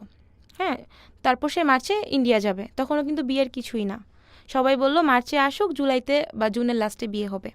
হ্যাঁ, ঈদের পরে বিয়ে হবে আর কি, এরকম। ঠিক আছে, সমস্যা নেই। তো মার্চের 9 তারিখে সে চেন্নাই গেল। 9 তারিখে ওর বাসায় আমি গেলাম ওকে দেখার জন্য। হ্যাঁ, মা, আমার মাকে তখন বলি নাই যে ওদের বাসায় যাচ্ছি। তখন মাকে ওই ব্যাপারটা আমি হাইড করছি, যেহেতু মা যেতে দিবে না, আমাদের ধর্মে এটা পছন্দ করে না আর কি, যে বিয়ের আগে শ্বশুরবাড়িতে যাওয়া। তো ওর বাবা মা বলার কারণে হচ্ছে আমার দেওর এসে আমাকে নিয়ে গেছে বাসা থেকে। মাকে তখন আমি ব্যাপারটা বলি নাই যে ওদের বাসায় আমি যাচ্ছি ওর সাথে দেখা করতে। মাকে বলছি ও বের হবে, বাট ও বের হওয়ার মতো অবস্থায় নাই তখন। তো ওকে তখন দেখে আমি, মানে সামনাসামনি দেখে, ওই যে ফেব্রুয়ারিতে দেখছি 18 তারিখ, তারপর মার্চের 9 তারিখ। তো এতটুক মানে দিনের মধ্যে সে অনেকটা বেশি চেঞ্জ। হ্যাঁ, একদম একদম শুকনা হয়ে গেছে। বেড থেকে উঠে ওয়াশরুমে যাচ্ছে, তারই তার কষ্ট হচ্ছে, অক্সিজেন ছাড়াই। হ্যাঁ, অক্সিজেন নিলে আবার ঠিক লাগতেছে এরকম। জানুয়ারিতে ওকে বাবা মা দেখে গেছে ওদের বাসায় এসে। হ্যাঁ, দেখে গেছে, তখন তো বললাম না, তখন মোটামুটি সুস্থ, ভালো, আমার সাথে মিট করে এসে। আচ্ছা, ওর রোগটা কি জানা গিয়েছিল? রোগটার নাম জানা গেছে ততদিনে? হ্যাঁ, তখন এটা হচ্ছে আইএলডি না কি জানি বলে, আমি জানি না ওকে। টোটালি। এটা হচ্ছে খুব রেয়ার। তো এইটা রেয়ার, এবং ডাক্তার কি বলেছিল? এটা কিউরেবল, এটা ভালো হবে নাকি ভালো হবে না? না, এটা কোনো গ্যারান্টি নেই। এটা ভালো হওয়ার লাস্ট চান্স হচ্ছে এটা ট্রান্সপ্লান্ট করতে হবে। ফুসফুস ট্রান্সপ্লান্ট? হ্যাঁ। তো 9 তারিখে চলে গেল মার্চে। 9 তারিখে যাওয়ার পরে ডক্টর দেখালো। তখন ডক্টর বলল যে আপনার এটা হচ্ছে 1% ভালো হয়েছে, 3 মাসের মধ্যে 1% আগে থেকে। গেল, তো তখন ডক্টর টেস্ট করানোর, চেক আপ করানোর পরে ওকে বলছে হ্যাঁ, এই ওষুধটা আপনি খান, তারপরে এপ্রিলে দেখে আপনাকে তখন আবার আর কি ওষুধ চেঞ্জ করব। তো গেল, তো ওইখান থেকে আসার পরে হচ্ছে টোটালি 24 আওয়ার্স অক্সিজেন। মানে এখন অক্সিজেন ছাড়া মুভি করতে পারে না, ও থাকতেই পারতেছে না, একদম থাকতে পারতেছে না। ওকে। কষ্ট হচ্ছে, বাথরুমে নাকি যেতে কষ্ট হচ্ছে আর কি, এরকম। যাচ্ছে বাট কষ্ট হচ্ছে এরকম আর কি, মুভ করতে পারতেছে না। তো ও আস্তে আস্তে কিন্তু তখন লকডাউন বাংলাদেশে দিয়ে দিচ্ছে, বর্ডার তখন ক্লোজ মোটামুটি। হ্যাঁ, খুব কষ্ট করে আসছে আর কি। হ্যাঁ, তখনও কিন্তু আমার মার আর ওর ওই অবস্থা দেখতেছে না। ওই জানুয়ারিতে ভালো দেখে আসছে, ওইটাই মাথায় আছে, ওইটাই কিন্তু মাথায় আছে। আর আমি ওই যে দেখে আসলাম মার্চের 9 তারিখে, এরপর কিন্তু আর ওরে দেখি নাই। ভিডিও কলে দেখতাম নাকি অক্সিজেন লাগানো এরকম। আর ও যে এতটা সিক, আমি কিন্তু আমার ফ্যামিলিকে কখনো শেয়ার করি নাই। কেন করেননি? আমি করি নাই, হয়তো ভাবছি যে ট্রিটমেন্টটা করলে একটু ভালো হয়ে যাবে। হ্যাঁ, বা এরকম যদি দেখে তাহলে তার ওর সাথে আমার বিয়ে দিবে না। হ্যাঁ, বা আমি ওর জন্য কিছু করতে পারবো না। হ্যাঁ, এরকম, যেহেতু অসুস্থ হয়ে যাচ্ছে। তো একদিন মে মাসে, হ্যাঁ, মার্চ এপ্রিল মেতে একদিন রাত্রেবেলা ঝগড়া হয়েছে টুকটাক আর কি। কথা, আমি তখন কিন্তু নারায়ণগঞ্জ, আমি 3 মাস লকডাউন নারায়ণগঞ্জ ছিলাম, বোনের বাসায় আসতে পারি নাই। নারায়ণগঞ্জের অবস্থা তখন খারাপ ছিল। তো গেল, তো একদিন সারা রাত ঝগড়া হয়েছে, পরে ওই ঝগড়া করতেছে আমার সাথে এরকম, মানে রিলেশন ব্রেকআপ করতে চাচ্ছে হ্যাঁ, এরকম।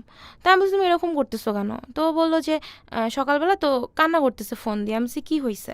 বলে, "তোমার সাথে আমার কিছু পার্সোনাল কথা আছে।" তো আমি বলছি যে, "ঠিক আছে, তুমি বলো, সমস্যা নেই, বাট কান্না করতেছো কেন?" হুম। তো ও কান্না করতে পারতো না। কান্না করলে খুব শ্বাসকষ্ট হতো। তো আমি বলছি, "তুমি একটু রিল্যাক্স হও, তুমি কান্না করতেছো কেন?" আর আমি কখনোই ওর কান্না সহ্য করতে পারতাম না। আর এভাবে একটা ছেলে মানুষ কান্না করলে অন্যরকম লাগে। হুম, হুম। তো আমিও কান্না করতেছি, তো আমার কান্না দেখে তখন সে চুপ হয়ে গেল। হ্যাঁ, তো আমি বলছি, "তুমি বলো, কোনো সমস্যা নাই।" সকাল যখন 5:30 কি 6টা বাজে, অনেক সকালে। তা আমি বলছি যে, "হ্যাঁ, বলো, তুমি সমস্যা নেই, তুমি কান্না করো না।" বলছে যে, "তুমি একটু শক্ত হও।" আমি বলছি, "হ্যাঁ, আমি শক্ত হয়েছি, তুমি বলো কী হয়েছে এমন, যে তুমি এরকম কান্নাকাটি করতেছো কেন?" হুম। তো বললো যে, "আমি বেশি দিন নাই।"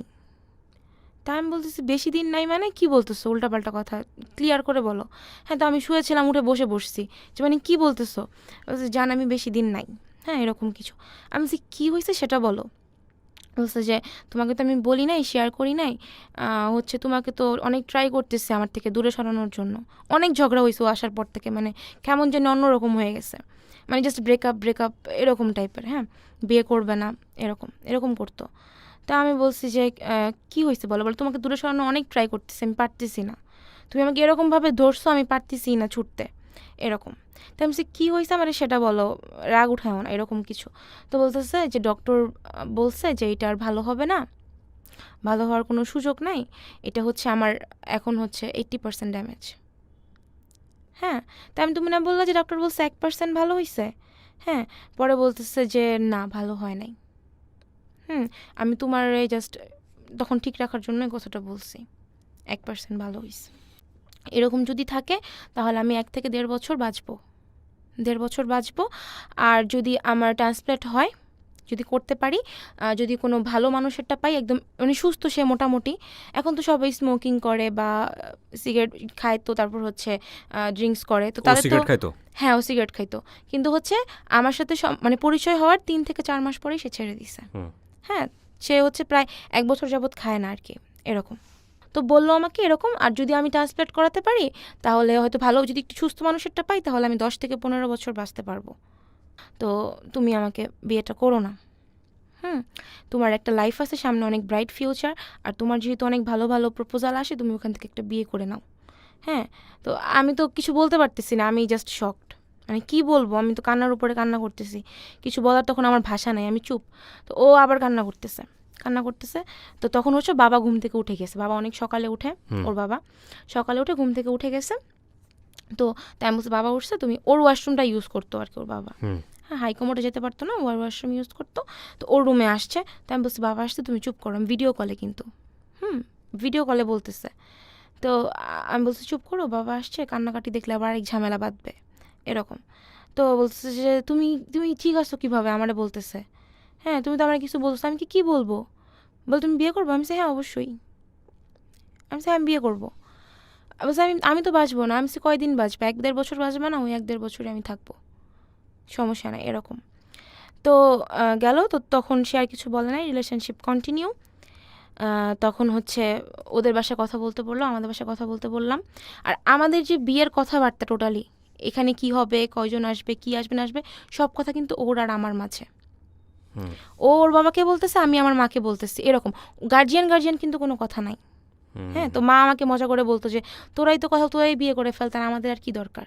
তো হুম। করোনার জন্য তার বেশি মানুষ পসিবল না। আর ওর যেহেতু একটা ফুসফুসের প্রবলেম, আর আমাদের করোনার হচ্ছে মেইন ইফেক্টটাই পড়ে হচ্ছে ফুসফুসের উপরে। ফুসফুসে, হ্যাঁ।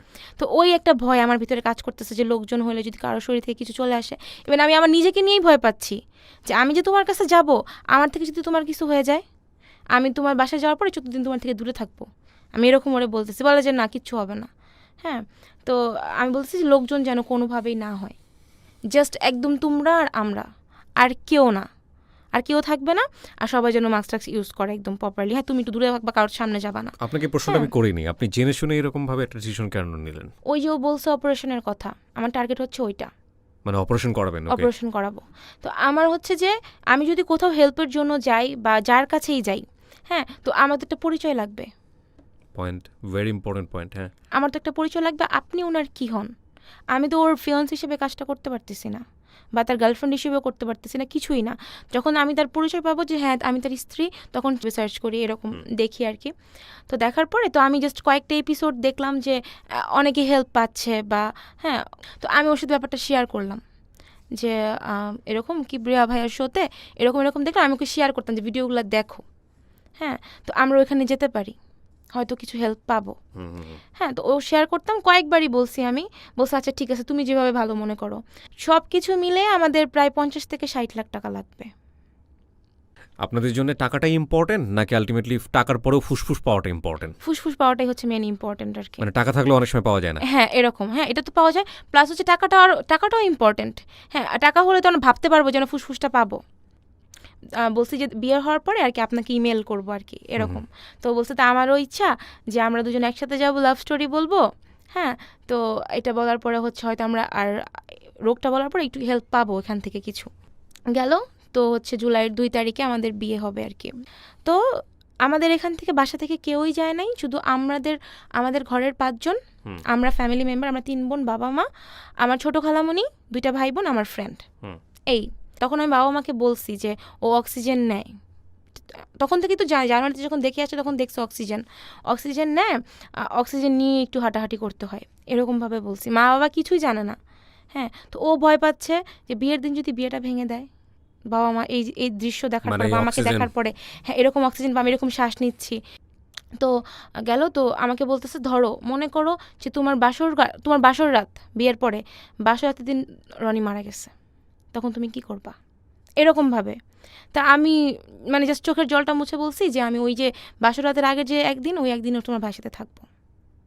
এটা আপনি ওর ফ্রেন্ডকে বলেছেন, সঞ্জীবনকে? আমি একদিন সংসার করব, বাট ওই যে বিয়ে করব, তোমার ভাইয়ের যে আমাকে বউ হিসেবে পাওয়ার যে একটা ইচ্ছা বা আমাকে স্বীকৃতি দেওয়ার যে একটা ইচ্ছা, ওটা তো পূরণ হবে। আমি তো বউ হইতে পারবো, আমি তো সিঁদুর পড়তে পারবো, অতটুকু আমার জন্য এনাফ। তো সে আর কোনো কথা বলার আর কোনো ভাষা নাই, বলছে বৌদি আমার আর কোনো ভাষা নাই তোমার সাথে কথা বলার। হ্যাঁ তো তুমি যেহেতু চাচ্ছ নিজের ইচ্ছে সব কিছু আসতে, তো তুমি কিন্তু নিজের ইচ্ছাই আসতেছো এখানে, কিন্তু তোমার কিন্তু কোনো বিয়ের জন্য জোর হচ্ছে না। সেটা জোর কেন হবে, হ্যাঁ আমি নিজের ইচ্ছাতেই করতেছি। গেল তো সে তখন তার বাবা যেটা বলাইছে সেটা কিন্তু আমি জানি না বলছে। তো সে আবার তখন ওর বাবাকে ফোন দিয়ে বলছে যে আপনার বউ বলছে একদিন সংসার করবে, যদি একদিন বাঁচে। বলছে তাহলে আর আমার কিছুই বলে নেই, বউ আসুক। তো গেলাম, যাওয়ার পরে হচ্ছে আমাদের রেজিস্ট্রিও হয়েছে ওই দিনই, বিয়ের রেজিস্ট্রি। তো মারা বললো, মা বাবা আর ছোটো খালামণি হচ্ছে উপরে গেল ওকে আশীর্বাদ করতে, আর তারা নিচে আসবে, আমি নিচের ফ্ল্যাটে ও উপরের ফ্ল্যাটে, তারা নিচে আসবে আমাকে আশীর্বাদ করতে এরকম। তো উপরে গেল, আমি তো ভয় পাইতেছি যে যাওয়ার পরে ওরে দেখবে কি কন্ডিশন, কি অবস্থা। যাওয়ার পরেই ওকে দেখে এসে খালামণিও কান্না, মাও কান্না। হ্যাঁ প্রচুর কান্না করতেছে, মানে আমি নিজেই কন্ট্রোল করতে পারছি, এত কান্না করতেছে। খালামণি বলতেছে তুই এটা কী করতেছস, নিচে আসার পরে তুই এটা কী করতেছস। হ্যাঁ খালামণি তো আর দেখেই নাই ওরে, ওই যে আমাদের বাসায় গেছিল জানুয়ারিতে 2019-এ, তখন দেখছে, তখন তো সে সুস্থ কিছুই না, এরপর আর দেখে নাই, এই দেখলো বিয়ের দিন। তো প্রচুর কান্নাকাটি করতেছে মা আর খালামণি। হ্যাঁ তা আমি বললাম যে আমার ভাগ্যে যা আছে তাই হবে। তো এখন তো তোমাদের তো বিয়ে ভাঙা পসিবল না, যেটা আমার হাজব্যান্ড ভয় পাইছিল যে বিয়ে ভেঙে দিবে বিয়ের দিন আমাকে দেখার পরে। তা আমি বলছি তখন ভাঙতে পারবে না, এটা আমাদের হবে না, এরকম কিছু তুমি চিন্তা করো না। তো গেল অনেক কান্নাকাটি, বাবা কিছু বলে নাই। বাবা উপরেই কান্নাকাটি করতেছে, নিচে আসে নাই। আর উপরওয়ালারই ইচ্ছে তো আর কেউ এটা আটকাতে পারবে না, জন্ম মৃত্যু বিবাহ তার হাতেই, কেউ কিছুই করতে পারবে না। যদি বেঁচে থাকার হয় তাহলে থাকবে, আর না থাকলে আজকেই চলে যাবে। আচ্ছা বাই দ্য ওয়ে, এই কথাটা আমরা বলি জন্ম মৃত্যু বিয়ে তার হাতে, এটা আমাদের মানে একটা লোকজ জায়গা থেকে আমরা সবসময় এটা বলি, বাট এটা বলাটা উচিত না। আসলে সবকিছুই তার হাতে, আপনি যদি ঈশ্বর মানেন বা সৃষ্টিকর্তা মানেন তাহলে সবকিছুই তার হাতে। আমি বরাবরই সবসময় ভাগ্য বিশ্বাসী, সব বরাবর। হ্যাঁ তো ওইটাই বিশ্বাস করতেছি আর কি। তো আমি বলছি কিচ্ছু হবে না, তো আমাকে জড়ায় ধরে প্রচুর কান্নাকাটি করলো খালামণি আর মা। হ্যাঁ যে কী করতেছস তুই, জীবন কিন্তু শেষ, লাইফ শেষ। খালামণি বলতেছে ওর যে অবস্থা দেখে আসলাম ও তো যাবে না বেশি দিন, এরকম এভাবেই বলে দিল। হ্যাঁ তো গেল, ওই রিচুয়াল হলো, তারপর উপরে গেলাম। ওকে দেখার পরে আমিই শক, মানে এত অসুস্থ, মানে অনেক ফর্সা তো এই গালটাল একদম লাল হয়ে গেছে, এখান থেকে অক্সিজেন লাগানো নাকের পিছনে, ওটা তো আমি বরাবরই দেখছি ভিডিও কলে সব সময় লাগানো। হ্যাঁ মানে প্রচুর শ্বাস নিতেছে একদম, মানে পেট হচ্ছে উপরে যাচ্ছে নিচে যাচ্ছে এরকম শ্বাস নিচ্ছে। আর অনেক মানুষ এরকম এভাবে মানে করতেছে, শরীর পুরো মানে ঝুঁকতেছে এরকম। হ্যাঁ চেয়ারে বসা, তো আমি জাস্ট ওরেই দেখতেছি, আমি তখনই জানি অন্যরকম হয়ে গেছে, ওরেই দেখতেছি, মানে যে কীভাবে কি হয়ে গেল 1 বছরের মধ্যে। তো দেখতেছি তো সে আর আমার দিকে তাকায় না, এরকম মানে শ্বাস নিতে এত কষ্ট হচ্ছে। হ্যাঁ, তো কোনো মতো রিচুয়ালগুলো হচ্ছে, যেহেতু আমাদের হিন্দুতে বিয়ে প্রচুর রিচুয়াল, অনেক টাইম লাগে, সারা রাত চলে যায়। ঘটনা এটা, হ্যাঁ। হ্যাঁ, তো হচ্ছে 2 তারিখে বিয়ে হলো, তো চেঞ্জ করলাম, খাওয়া দাওয়া করলাম, ওকে আমি নিজে খাওয়াই দিলাম, ওর ইচ্ছা ছিল বিয়ের পরে আমার হাতে খাবে। রাত্রে গল্প টল্প হলো, গেল সেদিন গেল। তারপরের দিন হচ্ছে আমাদের কাল রাত্রি বলে, শুভরাত্রির আগের দিন হাজব্যান্ড ওয়াইফ একসাথে থাকা যাবে না। হ্যাঁ, আচ্ছা। এরকম নিয়ম আছে আর কি। তো গেল সারাদিন ওইভাবে গেল, যাওয়ার পরে রাতও গেল। আমি আমার পাশের রুমে ছিলাম, ওর সাথে সারা রাত এমনি চ্যাটিং হয়েছে, কথাবার্তা হয়েছে, গেল নর্মালি সব কিছু। তো আরেকটা কথা হচ্ছে, ও আমাকে আগেই বলছিল যে ও মানে প্রস্রাব করার জন্য ওয়াশরুমে যেতে পারে না, ঘরেই করতে হয়, আগেই বলছে আমাকে। হ্যাঁ, বিয়ের কয়েকদিন আগে বলছে, আমি বলছি সমস্যা নেই, আমি করব। মানে এটা কি মানে ওর মেশিন নিয়ে যেতে প্রবলেম হয় নাকি ও হেঁটে যেতে পারে না? ওই যে যদি আমরা তো টয়লেট করার থেকে ওয়াশরুমে বেশি যাই এইভাবে করার জন্য। হ্যাঁ, হ্যাঁ। তো ওইটা তো বেশি যাওয়া পড়ে, তো ওই যে বারবার যে যাওয়া আসা একটা, ওটা তোর কষ্ট হয়। ও মাই গড, মানে ওর শরীরের অবস্থা কি আপনারা বুঝতেই পারতেছেন। ও হচ্ছে বেডের, যদি আমি এক কোণা থেকে আরেক কোণায় যাই সেটাতেও প্রবলেম হচ্ছে। আমরা কতটা ব্লেসড না, এই জন্য মানে বলে যে তুমি যে কতটা আশীর্বাদ পুষ্ট, বা সৃষ্টিকর্তা আল্লাহ যে তোমাকে কতটা লাভ করে, এই যে তুমি নিঃশ্বাসটা ঠিকমতো নিতে পারছো, শ্বাস প্রশ্বাসটা ছাড়তে পারছো, ঠিক বেলা তিন বেলা খেতে পারো, বা সুস্থ আছো, এটা যে কত বড় আশীর্বাদ। বলেন তারপর হচ্ছে গেল, তো আমি বললাম যে ঠিক আছে সমস্যা নেই, বিয়ের আগেই তো আমি জানি। হ্যাঁ, তো ওয়াশরুমে গেল, হচ্ছে ওর অক্সিজেন নিয়ে যেতে হয় টয়লেটে। হ্যাঁ, এরকম। তো রাত্রে হচ্ছে আমাদের ওই দিন হচ্ছে শুভরাত্রি। তো যেহেতু বেডের এক জায়গা থেকে আরেক জায়গায় মুভ করতে পারতেছে না, তো সেই অর্থে আমাদের মানে স্পেশাল মোমেন্ট কিছুই ছিল না আর কি।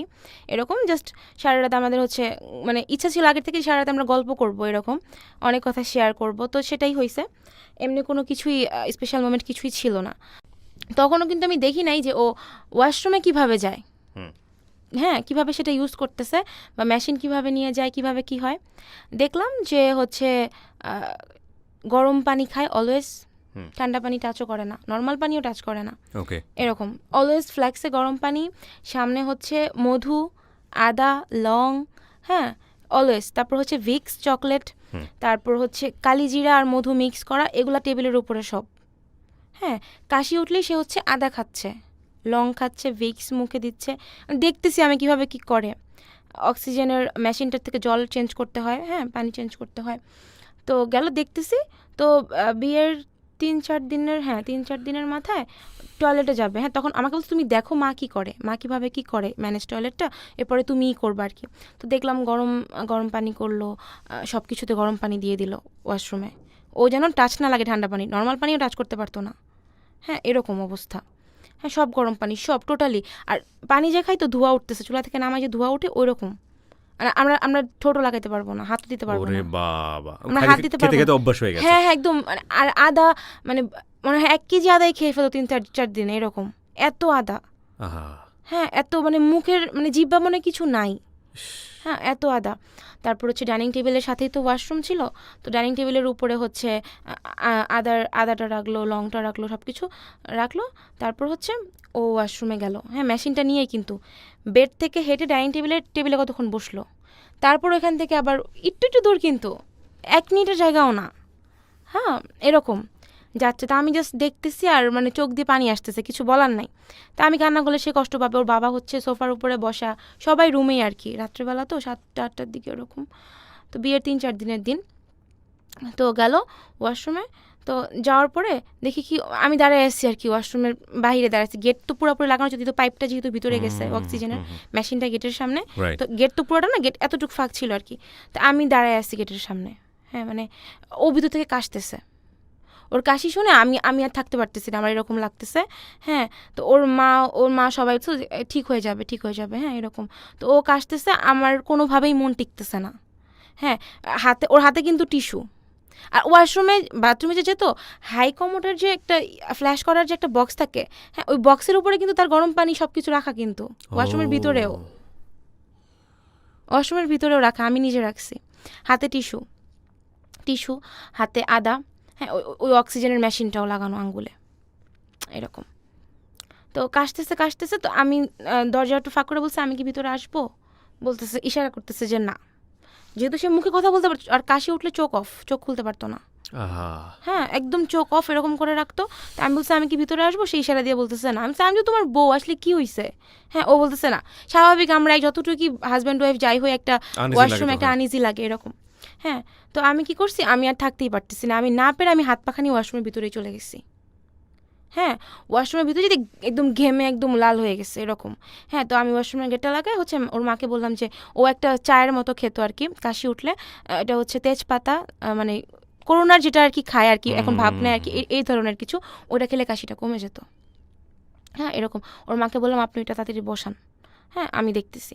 তারপর আমি কি করলাম, এক হাত দিয়ে তাড়াতাড়ি করে পাখা দিয়ে বাতাস করতেছি, আহা! একদিকে ওর ঘাম মুছতেছি, মুখে আদা দিতেছি, মধু দিতেছি, আর কান্না করতেছি, কিছু করার নাই। Can you even imagine the হ্যাঁ, situation? এরকম ওয়াশরুমের ভিতরেই। হ্যাঁ, তো এরকম করছি, তাড়াতাড়ি আবার একদিকে চা খাওয়াইতেছি, আরেক হাত দিয়ে বাতাস করতেছি, এই যেন না ঘামে। ও তো তাকাই দিয়ে পারতেছে না এরকম। হ্যাঁ, আমার খুব অবাক লাগছে। আমি সরি ইন্টারাপ্ট করছি। মানে হয়তো এই সেন্সটা আসা উচিত সবার।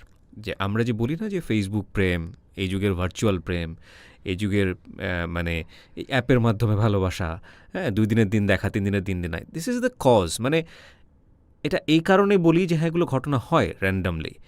কিন্তু আ এই ব্র্যান্ডিং বাংলাদেশ আপনাদের কিছুটা হলেও এই কনসেপ্টগুলো চেঞ্জ করাবে যে আমাদের চারপাশে কত ভালো মানুষ আছে, কত ভালো মানুষ আছে এবং আমরা সাধারণ মানুষটাই কত অসাধারণ হতে পারি সিচুয়েশনালি। বলেন তারপর? তারপর হচ্ছে এরকম করতে করতে কাশি একটু কমলো, চাটা আমি খাওয়াচ্ছি, ২ কাপ অলরেডি খেয়ে ফেলছে। তারপর কমার পরে তো তখন চোখ খুলে আর কি আমার দিকে তাকায় হাসতেছে। আমি বলছি তুমি ঠিক হয়েছো কিনা সেটা বলো। বলে তুমি কান্না করতেছো কেন? আমি বলছি না আমি ঠিক আছি। আমিও ঘামতেছি, আমি যেহেতু গরম সহ্য করতে পারি না বললাম ফার্স্টের দিকেই। তো আমিও ঘামতেছি ওয়াশরুমের ভিতর, আর একদিকে টেনশন হচ্ছে যে ওর কাশি উঠছে এরকম। তো বলছি তুমি ঠিক হয়েছো? বলে যে হ্যাঁ ঠিক হয়েছে। পরে একদম ক্লিন ক্লিন সব কিছু একদম নিয়ে তারপর ওকে নিয়ে বের হয়ে টেবিলে আবার বসালাম, আবার কতক্ষণ বাতাস করলাম। তারপর দেখলাম অক্সিজেন 50-এ নেমে গেছে। হ্যাঁ, তা বললো যে সমস্যা নাই, বাড়বে। তারপর দেখলাম বাড়তে বাড়তে 80-তে উঠলো, তারপর রুমে আসলো। তো কথা টথা হলো, তো ওদিন রাত্রে অনেকবার বলছে যে হ্যাঁ আমার অনেক বাঁচতে ইচ্ছা করতেছে। হ্যাঁ, আমি বলছি, কিন্তু বাঁচবা। ও তারপরে রাত্রে খাওয়া দাওয়া করলো। তো আমি বলছি আমার অনেক গরম লাগতেছে। তো বলছে যে আমি একটু ফ্রেশ হয়ে আসি। বলে কি তুমি মাথায় শ্যাম্পু করো। আমি বলছি শ্যাম্পু করবো কেন? হ্যাঁ, এরকম বলতেছে শ্যাম্পু করো। আমি বলছি শ্যাম্পু করবো কেন? বলে যে না তোমার তো গরম লাগে, মাথা ঘামবে, শ্যাম্পু করে আসো। আচ্ছা ঠিক আছে। পরে আমি গোসল টোসল করে আসছি। আসার পরে ওর তখন খাওয়া দাওয়া কিন্তু কমপ্লিট। তো হচ্ছে গোসল করে আসার পরে তো আমাকে বলতেছে যে সিঁদুর দাও। হ্যাঁ, এরকম সিঁদুর দাও। আমি বলছি কখনো তো বলো না, তো আজকে বলতেছো কেন সিঁদুর দেওয়ার জন্য? বলে যে না দাও, খয়েরি কালার সিঁদুরটা দাও এরকম। তো আমি দিলাম, দেওয়ার পর বলছে টিপ পড়ো। হ্যাঁ, তো আমি পড়লাম। তো পড়ার পরে কে জানি ভিডিও কল দিল ওদের রিলেটিভ, ওদের সাথে কথা টথা বলে। তো আমি বলছি 12টা বাজতেছে, শুয়ে পড়বো, ভাল লাগতেছে না। তো তুমি ওষুধগুলা খাও, খেয়ে তারপরে হচ্ছে শুয়ে পড়বো। তো বলছে ঠিক আছে। তো হচ্ছে ওষুধ, সবগুলো ওষুধ খাইছে। ওষুধ খাওয়ার পরে ইনহেলার নিল। ইনহেলার নেওয়ার পরে ও হচ্ছে প্রতিদিন রাত্রে হচ্ছে জমজমের যে পানিটা ওইটা আর কি খাইতো প্রত্যেক দিন রাত্রে। তো আমারে বললো যে জমজমের পানিটা নাও, আর আরেকটা পানি আছে ওইটা নাও, 2টা নাও একসাথে খাবে। তো ওই 2টা আমি নিচে একটা তেল ছিল, ওই তেলটা আর কি বুকে আর কি মাখতো এরকম, ওইটা নাও। তো আমি ওইটা বুকে মাখছি তেলটা, ইনহেলারটা নিচে নেওয়ার পরে হঠাৎ আমি বুঝতে তাড়াতাড়ি শো লাইটটা অফ করবো আর কি এরকম। হুম। হ্যাঁ, হঠাৎ কাশি উঠলো। তাড়াতাড়ি আমি রুম থেকে বের হই, ওই যে চাটা যে ও খায়, তাড়াতাড়ি করে রান্নাঘরে যে ওইটা গরম বসাইছি। গরম বসি তখন বাজে 12টা, 12:15 হবে এরকম। তো বসাইছি, বসানোর পর ওর মা বাবা সবাই ঘুমের থেকে উঠে গেছে কাশির শব্দে, ওই রুম থেকে চলে আসছে। আর ভাই ঘুমাইছে হচ্ছে নিচে, ওই যে নিচে যে ফ্ল্যাটটা ওটাতে ঘুমাইছে, ওর গোডাউনে যে 2 বন্ধু নিয়ে ওইখানে শুইছে। তারপরে এত কাশতেছো কেন?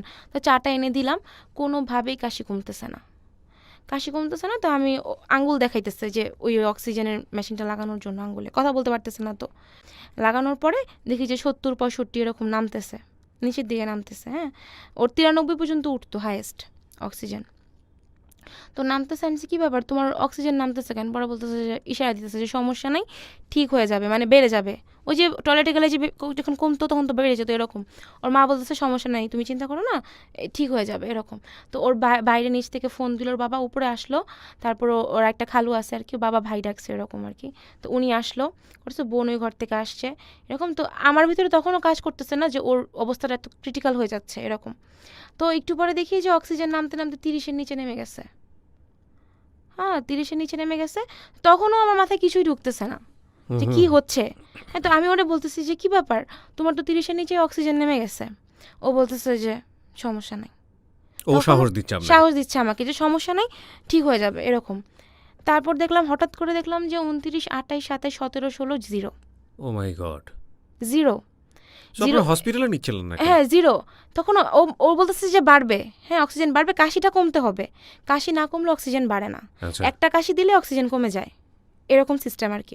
তা আমি তাড়াতাড়ি আমার দেওরে বললাম অ্যাম্বুলেন্স খবর দাও, হসপিটালে নিতে হবে। হ্যাঁ, অ্যাম্বুলেন্স করতে আমি রেডি হইতেছি, সে যাবে না হসপিটাল, করোনার ভয়, যদি করোনায় কিছু হয়ে যায়, যেটা আগে ভয় পাইছে আর কি। হ্যাঁ, করোনার ভয়, যাবে না। আমি বলছি যে হসপিটালে চলো, সে যাবে না, মানে আমার ধাক্কাইতেছে, সে যাবে না হসপিটালে। এরকম চোখ কিন্তু বন্ধই, চোখ মুখ দুইটাই বন্ধ। হ্যাঁ, ওই যে বসে আছে, এভাবে বসে আছে, হ্যাঁ এরকম বসে, জাস্ট চোখটা অফ, কিছু বলতে পারতেছে না, কাশতেছে। হঠাৎ করে দেখি 80, 90, 100 অক্সিজেন হইতেছে। হ্যাঁ, আমি বলছি কী ব্যাপার, বাইরে গেল কেন, মনে হইতেছে, আমি তখন ভাবছি যে ভালো হইতেছে হয়তো বা, তখন আমি বুঝতেছি না যে এরকম কিছু। ওর বাবা বলতেছে মনে হয় আমি আমার বাবারে হারাই ফেলতেছি, এরকম কান্নাকাটি শুরু হয়ে গেছে ঘরের মধ্যে, মা সবাই কান্না, আমার চোখ দিয়ে কোনো পানি আসতেছে না। আমি তখনও কিছু বুঝতেছি না যে কী হইতেছে আমার সাথে, বা আমার ওর সাথে কী হইতেছে, আমার সাথে কী হইতেছে। আমি জাস্ট ওর পায়ের সামনে বসে আছি, যে কী হইতেছে, যে তোমার কেমন লাগতেছে, কোনো কথা বলতে পারতেছে না, জাস্ট বসে আছে এরকম। তো কিছুক্ষণ পরে জিজ্ঞেস করতে করতে তখন দেখি আর রেসপন্স করতেছে না যে হসপিটালে যাওয়ার কথা, তখন যেতে চাচ্ছে, মানে এত খারাপ লাগতেছে, শরীর যেতে চাচ্ছে। তা আমি কান্নাকাটি করতেছি, কী করবো বুঝতেছি না। ওর মা বললো যে হসপিটালে, ওনারা বললাম যে তাড়াতাড়ি স্কেচটা উপরে নিয়ে আসেন। তো ওদের হচ্ছে সিস্টেম হচ্ছে কেচি গেট, তারপরে ঘরের মেন গেট। হ্যাঁ, তো এরকম, তো এখান দিয়ে স্কেচটা নিতে পারবে না ওরে বের করে আর কি, এরকম সুর এক ছিল, এরকম বের করতে পারবে না। তো ওর ফ্রেন্ড বলে যে আমি দাদারে কুলেই নিতেছি, সমস্যা নেই, যেহেতু হ্যাংলা পাতলা হয়ে গেছে, জাস্ট একটা শর্ট প্যান্ট পরা ছিল, ঘরে পড়তো, তো ওই অবস্থাতেই, হ্যাঁ ওই অবস্থাতেই ওর এক ফ্রেন্ড খুলে নিছে, আরেক ফ্রেন্ড হচ্ছে এই যে অক্সিজেনের যে ওনাদের যে অক্সিজেনের মেশিনটা, ওই অক্সিজেন কিন্তু খোলা যাবে না আর কি, লাগানোই এরকম।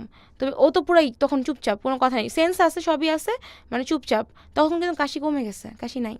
অ্যাম্বুলেন্সে ওঠানোর পরে হচ্ছে তখনও কিন্তু আমি সাথে কথা বলতেছি, মানে ইশারা করতে পারতেছে যে কেমন লাগতেছে, খারাপ লাগতেছে। তো অ্যাম্বুলেন্সে ওঠানোর পরে যে ওনাদের যে অক্সিজেনের যে মাস্কটা, ওইটা দিছে, নাক মুখ সহ যেটা। তো কাশতে কাশতে তখন আবার কাশি উঠলো, কাশতে কাশতে মুখ থেকে ওই যে বাসায় যে আদাগুলো খাওয়াইছি সব মুখ থেকে বের হয়ে যাচ্ছে, হ্যাঁ বের হয়ে যাচ্ছে। তো আমি তখনও বলতেছি যে তোমার কি খারাপ লাগতেছে, সে তখনও আমারে বলতেছে যে না, তখনও বলতেছে যে না আমি ঠিক আছি, এরকম করতেছে হাত দিয়ে। তো দেখলাম যে অ্যাম্বুলেন্সের মধ্যে ছটফট করতেছে, পায়ের উপরে পা দিতেছে, এরকম এরকম করতেছে। তো আমার মনে হচ্ছে যে ওর কষ্ট হচ্ছে। আমি বলছি, তোমার কি কষ্ট হচ্ছে, নাকের থেকে এটা কি খুলে তোমার পাইপ দিব? বলতেছে যে হ্যাঁ। হ্যাঁ, তো কথা তো ও তো বলতে পারতেছে না, তাড়াতাড়ি করে ওই মাস্কটা খুলে ওর যেটা ছিল নাক, শুধু 2 নাকে, ওইটা দিলাম। দেওয়ার পরে তারপরে আমি বললাম এখন ঠিক আছে, বললো যে হ্যাঁ এখন ভাল লাগতেছে। আমি বলছি আচ্ছা ঠিক আছে। তারপরে আমরা নিয়ে গেলাম ইবনে সিনাতে। ইবনে সিনাতে নেওয়ার পরে ওনারা বলতেছে কি করোনা নাকি, হ্যাঁ যেহেতু শ্বাসকষ্ট হচ্ছে, করোনা নাকি। তো ওর ভাই বলতেছে যে না করোনা না, আমার ভাই হচ্ছে আগে থেকে 4-5 মাস আগে থেকেই অসুস্থ, হচ্ছে বলছে আইএলডি পেশেন্ট, এটা বললো ডক্টর। হ্যাঁ, তো আমি জাস্ট ওর সাথেই আইএলডি, হ্যাঁ ওকে, এরকমই কিছু বলছে। তো বলছে, ও ভাই বলতেছে যে হ্যাঁ কাগজপত্র কোথায়। হ্যাঁ, ওর বাবা তখন কাগজপত্র নিয়ে আসতেছে, উনি আমাদের সাথে অ্যাম্বুলেন্সে আসে না, রিক্সা দিয়ে আসছে। হ্যাঁ, তো বলছে যে আসতেছে। তো কাগজপত্র নিয়ে আসার আগেই ওনারা হচ্ছে ওই যে হাতে একটা ক্যাপের মতো লাগায় অক্সিজেনের প্রেশার টেশার দেখার জন্য। হ্যাঁ, তো ওইটা দিল, ওরে হচ্ছে ওইখানে নিল, নেওয়ার পরে উনি সাথে সাথেই বলতেছে যে লাইফ সাপোর্টে দিতে হবে। তো যখন এই কথা বলতো তখনই আমার মনে ঢুকে গেছে যে হয়তো আমি আর পাচ্ছি না, আমি আর পাবো না। হ্যাঁ, তো আমি বলতে জাস্ট দেখতেছি দাঁড়ায় দাঁড়ায় ওর পাশে যে কতটুক বাড়তেছে, এটা কতটুক কমতেছে। তো আমি বলতেছি যে তোমার কি বেশি খারাপ লাগতেছে? হ্যাঁ, তো বলে যে না। তো ডক্টর যেহেতু বেডটা একটু উঁচা করে দিয়েছে, তো ও একটু উঠে বসলো। তো ওর বাবা এসে আমাকে বলতেছে যে লাইফ সাপোর্টে দেওয়ার মতো অবস্থায় আমি নাই, তুমি কি বলো? মানে ইকোনমিক সাপোর্টটা নাই। হ্যাঁ, এটা বললো আমাকে। তা আমি বলছি যে বাবা আপনি যেটা ভালো মনে করেন, আমি যেহেতু কিছু করতে পারতেছি না, এখন তো আমার ওনার উপরেই ভরসা। ও অসুস্থ, আমি তো আর কিছু পারতেছি, নিজে করতে পারলে বললাম যে দেন আমি আসি, এরকম কিছু। বাবা আপনি যেটা ভালো মনে করেন সেটাই করেন, ঠিক আছে? পরে বৌমা তারা আমরা বাসায় নিয়ে যাই, যা হবে বাসায় হবে, এটা বলল। হ্যাঁ, তা আমি সেটার একমত হতে পারলাম না যে আমি এই অবস্থায় বাসায় নিয়ে যাব। আমি বলছি বাবা একটু দেখেন। হ্যাঁ, আচ্ছা ঠিক আছে। তো ওনারা দৌড়াদৌড়ি কথাবার্তা বলতে বলতে পরে বললো কি চলো সরাত দিতে নিয়ে যাই, এটা বললো। তাই আমি বলছি ঠিক আছে, যেখানে ভালো হবে আমার ওখানে যেতে রাজি, কোনো সমস্যা নাই। তুমি কি বলো? আমি বলছি আপনি যেটা ভালো মনে করেন। ডক্টর বললো, ওনারা বললো যে যান, যে সরাত দিতেই নিয়ে যান। হ্যাঁ, এটা বলল। সরোয়ার্দিতে নিয়ে গেলে কি হবে, ওখানে লাইফ সাপোর্ট ফ্রি? না, ওখানে নিয়ে যান, ওখানে নিয়ে দেখান যে ওনারা কী বলে, ওই ডক্টর দেখে কি বলে। তো আমার দেওর ওনারা বলছে কি ডক্টরে, যে আমরা আপনাদের এখানে রাখি রাত্রে, যদি রাত্রে কোনো ইমপ্রুভ না হয় সকালে আমরা অন্য ওখানে ট্রান্সফার করব। ওনারা দিবে না, ওনারা বলে বাচুক মুরুক আমাদের এখানেই হবে, আমরা যে পর্যন্ত রুগী বের করে না দিব পর্যন্ত আপনারা নিতে পারবেন না। হ্যাঁ, তাই আমি বলছি যে তাহলে এখানে দরকার নেই, তাহলে আমরা চলো সরাদিতে দেখি। তো সরাদিতে নিলাম, সরাদিতে ওনারা রাখবে না। রাখার ফলে আমার বোন আমাকে বললো তোর স্কোয়ারে নিয়ে যা। তো ওখান থেকে আবার স্কোয়ারে গেলাম। তো স্কোয়ারে যখন গেলাম তখন কিন্তু ও আর রেসপন্স করতেছে না, জাস্ট মুখ দিয়ে যে আমরা এরকম করি না, একদম সেম এরকম হচ্ছে, জাস্ট মুখ দিয়ে এরকম হচ্ছে। হ্যাঁ, আর মুখ দিয়ে মানে স্ট্রোক করলে যেমন একটা ছেবলির মতো বের হয় না, ওরকম বের হচ্ছে। তা আমি বারবার জাস্ট ওনা দিয়ে মুছতেছি আর আমি ওরা ডাকতেছি, হ্যাঁ, যে কী ব্যাপার জান, তুমি এখন ঠিক আছো, জান তুমি কি আসো, মানে কোনো রেসপন্স নেই, জাস্ট মুখ দিয়ে এরকম হচ্ছে। তখন আমার মনে হলো যে উপরি শ্বাস যে মারা যাওয়ার আগে একটা উপরি শ্বাস যে উঠে যায় তখন আর কিন্তু সেন্স থাকে না, ওইটা উঠে গেছে। হ্যাঁ, এরকম আমার মনে হচ্ছে। তা আমি তো ফোনে কান্নাকাটি কথা বলতেছি। তো স্কোয়ারে ওনারা বললো যদি আপনাদের রাখতে হয় লাইফ সাপোর্টেই রাখতে হবে করোনা রোগীর সাথে একসাথে। বাট উনি তো ফুসফুসের প্রবলেম, আমরা করোনা রোগীর সাথে রাখবো না। হ্যাঁ, রাখবো না, আপনারা বাংলাদেশ মেডিকেলে নিয়ে যান। ঠিক আছে, ওখান থেকে বের হয়ে তখন আমি বুঝছি যে আমি হারাই ফেলছি অলরেডি, আর পাচ্ছি না, লাইফ সাপোর্টে দিলেও আমি আর পাবো না। বাংলাদেশ মেডিকেলে আইসিইউ নাই, এটা বললো। হ্যাঁ, আইসিইউ নাই বাংলাদেশ মেডিকেলে। তো বললো তাহলে আমরা ইবনে সিনাতেই আবার নিয়ে যাই। আবার ইবনে সিনাতে নিয়ে গেলাম। ইবনে সিনাতে নেওয়ার পরে নামাইছে অ্যাম্বুলেন্স থেকে। নামানোর পরে আমি তো সাথে ওই পাশে আমার দেওয়ার দাঁড়ানো, আমি এই পাশে দাঁড়ানো স্ক্র্যাচের। তো নামায় ভিতরে ইমার্জেন্সিতে নিয়ে জাস্ট একটা অক্সিজেন খোলা, একটা অক্সিজেন দিবে, ওইটা আমি দমটা ছেড়ে দিচ্ছে। আমি এই পাশে দাঁড়ানো, দমটা ছাড়লো। তা ওনারা দম ছেড়ে দিচ্ছে, তারপর ওনারা লাগাইতেছে। আমি বলছি লাগায় না, ও নাই। আমি বাইরে বলতেছি তোমার দাদা তো নাই। ওদের বাসার সামনে আবার নিয়ে আসলাম। ওদের বাসার সামনে নিয়ে আসার পরে অ্যাম্বুলেন্সে আমি বসে, আমি একটা রুমে কখনো একা থাকতে পারি না, কখনোই থাকতে পারি না। ইভেন দিনের বেলাও থাকতে পারি না, আমার প্রবলেম হয়, আমার ভয় লাগে। রাত্রেও থাকতে পারি না। বাট ওই দিন অ্যাম্বুলেন্স পুরো লাইট অফ, ওনারা সবাই গাড়ি থেকে বের হয়ে গেছে ঠিক করার জন্য ওকে কোথায় নামায় রাখবে। ওর সাথে আমি জাস্ট ভিতরে একা, না লাশের সাথে আমি বসা, বাট আমার ভিতরে কাজ করতেছে না যে আমি একটা লাশের সাথে। বিয়ের কয়েকদিন পরে এই ঘটনা, 11 দিনের দিন। হ্যাঁ, তো আমি এত ডাকতেছি যে জানি একটু উঠো, যে মানে ভাবতেছি যে হয়তো এখন একটা শ্বাস টান দিবে, ঠিক হয়ে যাবে, যে একটা অক্সিজেন মানে কি দিব আর কি, এরকম। তো এত ডাকলাম যে একটু উঠো উঠো উঠো, কোনোভাবেই রেসপন্স করলো না। তো ওইখান থেকে নামায় বাসার নিচে রাখবে এরকম। তো বাসার নিচে রাখলো 4টা-5টার মতো আর কি, রাত ভোর হয়ে গেছে এরকম। হ্যাঁ, খুব ইচ্ছা ছিল ভাইয়া যে ও আকাশ দেখবে। আমারে বলতো যে নেহা মার্চ থেকে এই পর্যন্ত আকাশ দেখি না, আমার খুব আকাশ দেখতে ইচ্ছা করে। আমি বলছি আমি দেখাবো। তারপরে যে নিয়ম কানুন আছে, ওই যে আমাদের মধ্যে শাখা টাকা ভেঙে ফেলবে এরকম, সিঁদুর মুছবে, সব কিছু হইলো, সব কিছুই করলো। আমাকে দিয়ে ওর মুখে আগুন দেওয়াইলো। হ্যাঁ, আমি লাইফে সবসময় উপরওয়ালারে বলতাম যে কোনো দিন যেন কারো লাশ আমাকে গোসল করাইতে না দেয়, কখনোই না। আমি চাই নাই, আমার এটা সমস্যা হয়, আমি পারি না, আমার খুবই ভয় করে। হ্যাঁ, বাট ওর যে আমি গোসল করাইছি নিজের হাতে, আমার 1 সেকেন্ডের জন্য মনে হয় না যে আমি কোনো মানে লাশ গোসল করাইতেছি। ইভেন গোসল করানোর সময় আমি ওরা ডাকছি যে একটু উঠো, তোমার নিয়ে যাইতেছে, এখন পুরাই ফেলবে, একটু উঠো।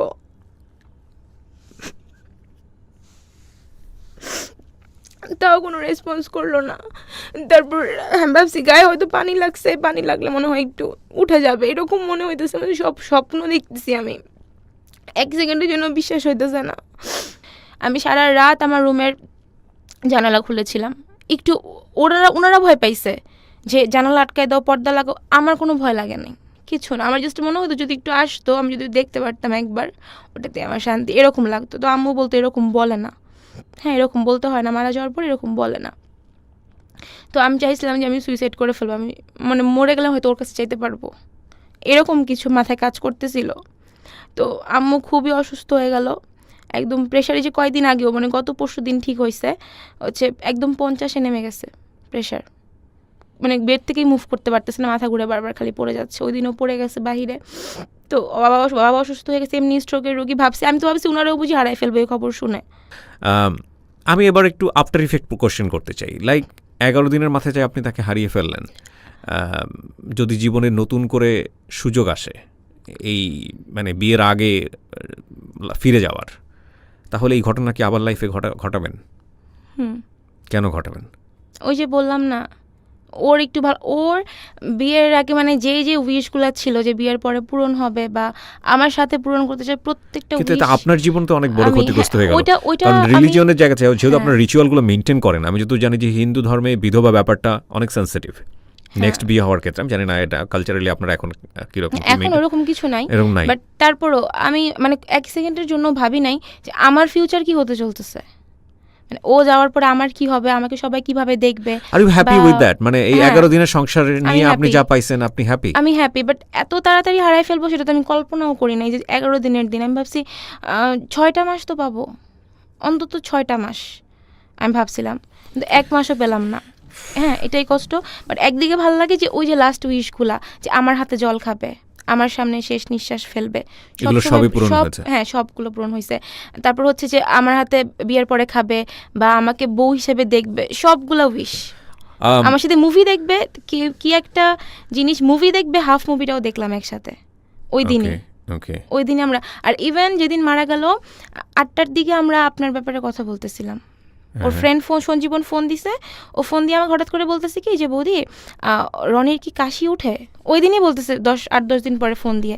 আমি বললাম হ্যাঁ তোমার ভাইয়ের কাশি উঠে, বাট ওই যে আদা টাদা খেলে পরে কমে যায়। তো ও আবার বলতেছে ওর ফ্রেন্ডের যে বন্ধু নেহা বলতেছে ওই যে আর যে কি প্রিয়ার ভাইয়ের একটা শোর কথা এরকম আমরা যা বলছে তাই তুমি বৌদির সাথে কথা বলো, দেখো মেল করো। ডেফিনেটলি আপনারা যদি এই সময় যোগাযোগ করতেন বা আমার যদি সুযোগ থাকতো আমি নিশ্চয়ই নিয়ে আসতাম। আমি প্রিয় শ্রোতা এবং দর্শক একটা কথা বলতে চাই যে অনেক জ্ঞানী মানুষরাই বলেন, অনেক মনীষীরাই বলেন, অনেক বিখ্যাত জনরা বলেন, সেটা হলো যে আমরা আসলে বেঁচে থাকি কেন? সুখী হবার জন্য। এবং আমরা ওই ছোটোবেলায় কবিতায় পড়েছি যে নিজের জন্য করা আসলে কোনো কিছু সুখের না, এটা অন্যের জন্য করতে হয়, অপরের জন্য করতে হয়। সেটা পরিবারের সদস্য থেকে শুরু করে বা সমাজের অন্যান্য মানুষ যারা আছেন তাদের জন্য করতে হয়। আর ভালোবাসাটা সবসময় হওয়া উচিত পরের জন্যে, পর মানে অপর পক্ষের জন্যে, যে মানুষটাকে আমি ভালোবাসি তার জন্যে। সুখী হবার জন্য আমাদের যে নিরন্তর বেঁচে থাকা বা প্রতি মুহূর্তে সংগ্রাম করা, লম্বা একটা জীবন ধরে যুদ্ধ করা, সেটা এক মুহূর্তের সুখের জন্যও করা কিংবা একটা লম্বা সময় ধরে সুখী হবার জন্যও করা। ওর 11 দিনের যে সংসার, সেই সংসারটাকে আপনি কীভাবে দেখবেন জানি না, কিন্তু 11 দিনের ওর যে সুখ, ওর যে মনের ভেতরে পাওয়া, ওর যে পরিতৃপ্তি, এটা ওর কাছে অনেক বড় এবং এটা আমাদের কাছে অনেক বেশি সম্মানের। আমরা এই যুগের ছেলেমেয়েদের প্রেমের কথা বললে, ভালোবাসার কথা বললে অনেক সময় তুচ্ছ-তাচ্ছিল্য করি এবং এই হোয়াটসঅ্যাপ, ভাইবার কিংবা আরও যেসব অ্যাপের যুগ আছে সেই সময়ের যুগে বা ফেসবুকের যুগে প্রেমটা হতে সময় লাগে না, ভাঙতে সময় লাগে না, এরকম একটা কথা বলি। কিন্তু আজকের এই স্টোরিটা, আজকের এই ব্র্যান্ডিং বাংলাদেশের যে গল্পটা, সে গল্পটা নিশ্চয়ই আপনার নতুন করে চিন্তার খোরাক যোগাবে। আমরা অনেক বেশি ধন্যবাদ জানাই নেহা, আপনার নাম। আজকে প্রথমে যে নামটা বলেছেন ওটা কি? সিমরান। আমরা অনেক বেশি ধন্যবাদ জানাই সিমরান যে আপনি এসছেন আমাদের এই অনুষ্ঠানে, এসে আপনার গল্পটা বললেন। আর